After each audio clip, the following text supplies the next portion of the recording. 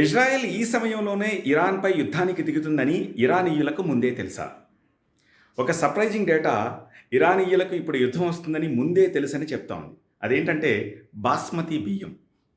బాస్మతి బియ్యం ఇరానీయులకు యుద్ధం ముందే వస్తుందని చెప్పడానికి ఏమిటి సంబంధం అనుకుంటున్నారు కదా? యెస్. విషయం ఏమిటంటే మనందరికీ తెలిసిందే బాస్మతి బియ్యం largest producer India. India and some parts of Pakistan. So major producer India.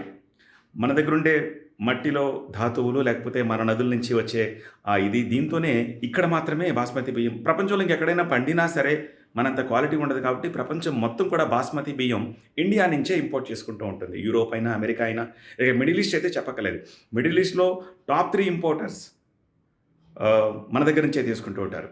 Number 1 importer Saudi Arabia, second is Iraq and third is Iran. కారణం ఏంటంటే మిడిల్ ఈస్ట్‌లో వాళ్ళు బిర్యానీలు ఎక్కువ తింటూ ఉంటారు.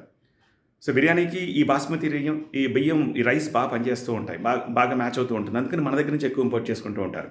Last year Iran $6,374 worth basmati బియ్యాన్ని ఇండియా నుంచి ఇంపోర్ట్ చేసుకుంది.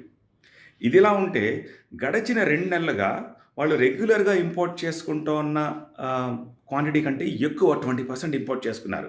విచ్ మీన్స్ వాళ్ళకి యుద్ధ భయంతోటి ముందే స్టోర్ చేసి పెట్టుకోవాలని ఎక్కువ కొన్నారని చెప్పేసి మనం అనుకోవాలి.